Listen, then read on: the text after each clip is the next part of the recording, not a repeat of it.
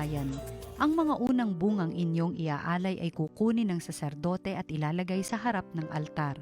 Pagkatapos ay saysayan ninyo ito sa harapan ng Panginoon. Isang pagalagalang Arameo ang aming ninuno. Maliit ang kanyang sambahayan nang magpunta sila sa Ehipto upang doon makipamayan. Ngunit dumating ang panahon na ang angkan niya'y naging malaki at makapangyarihang bansa. Hindi mabuti ang ginawang pakikitungo sa amin ng mga Ehipsyo. Pinahirapan nila kami at inalipin. Kaya dumulog kami sa inyo, Panginoon, Diyos ng aming mga ninuno, at dininig ninyo kami. Nakita ninyo ang aming pagdurusa, ang kahirapan at kaapihang dinaranas sa pamamagitan ng inyong kapangyarihan, ng mga kakilakilabot na gawa at mga kababalaghan. Inalis ninyo kami sa Ehipto at dinala sa lupaing itong sagana sa lahat ng bagay. Kaya narito ngayon, Panginoon, ang unang bunga ng aming mga pananim sa lupaing ibinigay mo sa amin. Pagkasabi noon, ang dala ninyo'y ilalapag sa harap ng altar, saka kayo luluhod upang sambahin ang Panginoon. Ang salita ng Diyos. Poon ko ako'y samahan sa dusa at kahirapan. Siyang naghahangad ng pagkupkop ng kataas-taasan at nananatili sa kalinga niyong makapangyarihan, makapagsasabi sa kanyang Panginoon, Muog ka't tahanan, ikaw ang aking Diyos, ang Diyos na tangi kong pinagtiwalaan. Poon ko ako'y samahan sa dusa at kahirapan. Di mo aabuting ikay mapahamak at walang daratal. Kahit anong uring mga paghihirap sa iyong tahanan, susuguin niya ang maraming anghel, silang susubaybay. Kahit saang dako ikaw maparoon, tiyak iingatan. Poon ko ako'y samahan sa dusa at kahirapan. Sa kanilang palad ay itatayukat silang magtataas, nang hindi masaktan ang mga paa mo sa batong matalas. Kahit ang tapakan mo ay ang mga leon, ahas na mabagsik, di ka maaano sa mga serpiente't liyong mababangis. Poon ko ako'y samahan sa dusa at kahirapan. Ang sabi ng Diyos, aking ililigtas ang tapat sa akin, at iingatan ko ang sinumang taong ako'y kikilanlin. Pag sila'y tumawag, laging handa ako na sila'y pakinggan. Aking sasamahan at kung may hilahil ay sasaklolohan. Aking ililigtas at ang bawat isa ay pararangalan. Poon ko ako'y samahan sa dusa at kahirapan. Pagbasa mula sa sulat ni Apostol San Pablo sa mga taga-Roma. Mga kapatid, ito ang sinasabi ng banal na kasulatan. Malapit sa iyo ang salita, nasa iyong mga labi at nasa iyong puso. Ibig sabihin ang salitang pinangangaral namin tungkol sa pananampalataya. Kung ipapahayag ng iyong mga labi na si Jesus ay Panginoon at mananalig ka ng buong puso na siya'y muling binuhay ng Diyos, maliligtas ka. Sapagkat nananalig ang tao sa pamamagitan ng kanyang puso at sa gayoy napawawalang sala at nagpapahayag sa pamamagitan ng kanyang labi at sa gayoy naliligtas. Sinasabi ng kasulatan, hindi mabibigo ang sinumang nananalig sa kanya. Walang pagkakaiba ang katayuan ng Hudyo at ng Griego. Iisa ang Panginoon ng lahat at siya ang nagkakaloob ng kanyang kayamanan sa lahat ng tumatawag sa kanya. Sapagkat sinasabi ng kasulatan, maliligtas ang lahat ng tumatawag sa pangalan ng Panginoon. Ang salita ng Diyos. Salamat sa Diyos. Ang mabuting balita ng Panginoon ayon kay San Lucas.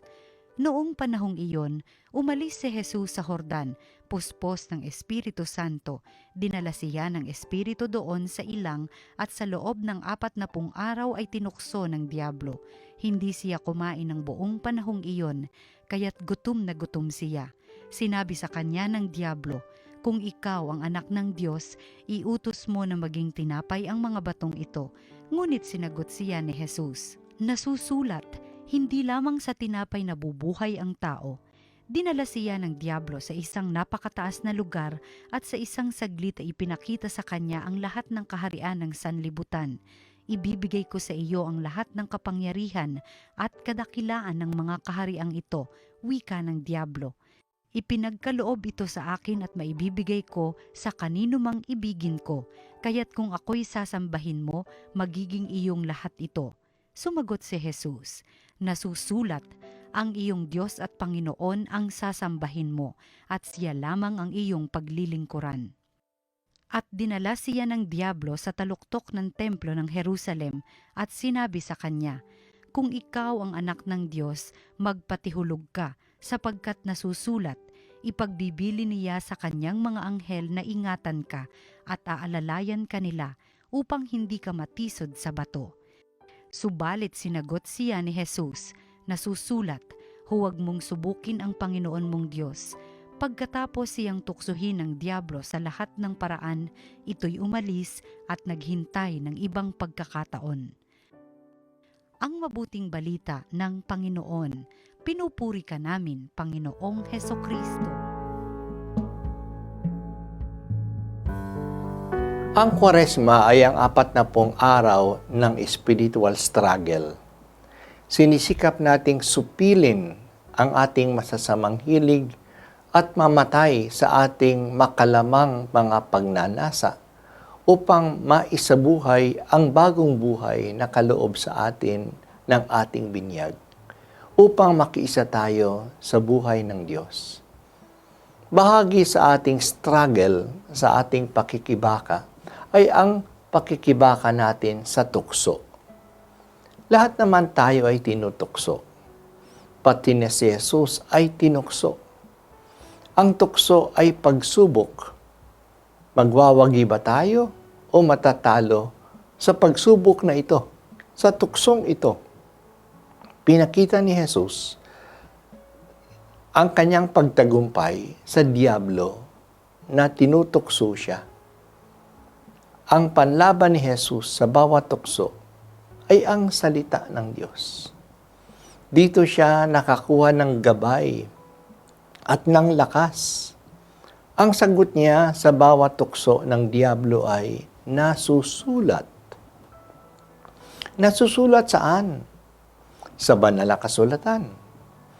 Kaya sinabi niya nasusulat, hindi lamang sa tinapay nabubuhay ang tao.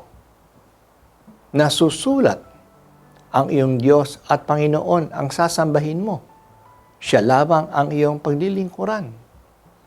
Nasusulat, huwag mong subukin ang Panginoon mong Diyos. Hindi lang sa alam ni Jesus ang nasusulat, sinusunod niya ang salita ng Diyos. Kaya hindi siya nadadala ng demonyo. Huwag po nating sabihin na mabuti pa si Jesus at alam niya ang banal na kasulatan. Alamin din natin ang salita ng Diyos. Basahin natin ito. Pagnilayan ito. At sinabi pa nga sa atin ni San Pablo sa ating ikalawang pagbasa, malapit sa iyo ang salita. Ito'y nasa iyong labi at nasa iyong puso. Ibinigay sa atin ni Jesus ang kanyang banal na espiritu, ang espiritu ng katotohanan, upang gabayan tayo sa katotohanan. Ang lakas ng espiritong ito ay mas malakas kaysa anumang espiritu sa mundo. Tinutukso tayo at matatagumpayan natin ang tukso. May lakas tayo na hindi tayo basta-bastang mahihila ng tukso kung tinatawagan natin ang banal na espiritu at sinusunod natin siya. Ano ang ginawa ni Jesus sa disyerto? Pagkatapos na siya ibinyagan ni Juan at bago siya magsimula ng kanyang misyon, siya ay nagdasal at nag-ayuno ng 40 araw at 40 gabi. Dahil si Jesus ay nagdasal at nag-ayuno, naging malakas siya laban sa tukso. Tandaan natin nung si Jesus ay nasa harden ng Getsemani at siya ay nagdadasal at doon niya kinumpronta ang tukso sa kanya. Nasabi niya, ayaw ko sanang tanggapin ang nainumin ang kalis na ito. Ngunit, nasabi niya, hindi ang aking kalooban, kundi kalooban mo, Ama, ang masusunod. Napagtagumpayan niya. No, nalampasan niya ang hilig ng kanyang laman upang sumunod siya sa Diyos. Habang siya ay nagdadasal at pagkatapos ng kanyang pagdasal, ang kanyang mga alagad nakita niya natutulog. Natutulog lamang sila. Kaya sinabi niya sa kanila, gumising kayo at manalangin upang hindi kayo mahulog sa tukso. Kaya nga pagdating ng mga soldado na aarestuhin si Jesus, ang mga alagad ni Jesus ay nagsitakas. Hindi nila alam, naging mahina sila kasi hindi sila nagdasal. Ang panahon ng Kwaresma ay panahon ng matinding panalangin na sinasamahan ng penitensya at pag-aayuno upang manalo tayo sa spiritual combat na pinapasukan natin, sa spiritual struggle na mayroon tayo. Sa ating unang pagbasa, narinig natin ang panalangin na dapat sabihin ng mga nag-aalay sa Diyos ng kanilang unang hain pagpasok nila sa lupain ng Kanaan. Bago sila maghain, nagdasal muna sila. Ang dasal nila ay ang pagkilala nila sa pagkilos ng Diyos sa kanilang kaligtasan. Kahit na maliit na bansa lamang sila, kokonti lamang sila, at paggala-gala sila noon bilang mga dayuhan sa Kanaan, sila ay pinili ng Diyos. Naging malaking bansa sila sa Ehipto. Dumami sila roon. Pero doon din sila inalipin.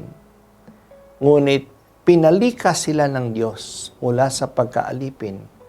At sa pamamagitan ng mga kababalaghan, sila ay dinala sa masaganang lupain na ipinangako sa kanila.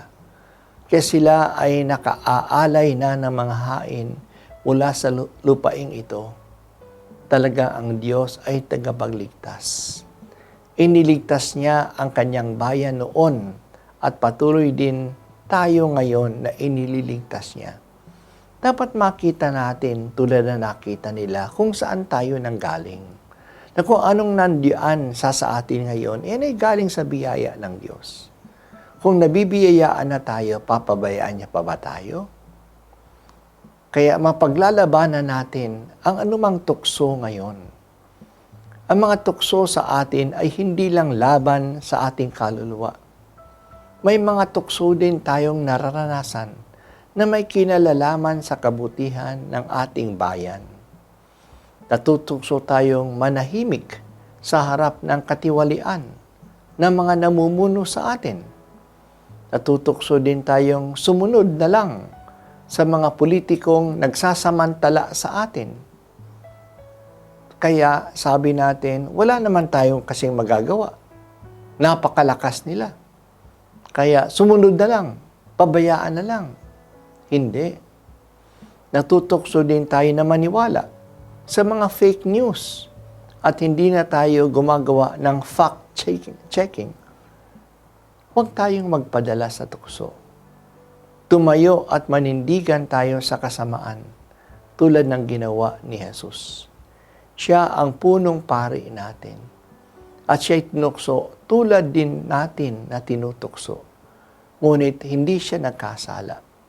Kaya maring tuksoin din tayo, ngunit hindi tayo magkasala. At sa panggitan pa nga ng tukso ng mga pagsubok na ito, mas lumalakas ang ating commitment sa Diyos. Doon natin pinapakita na mahal natin siya. Kaya huwag tayong matakot. Harapin natin ito at harapin natin ng may tiwala, na may panalangin at sana gabayan tayo ng salita ng Diyos.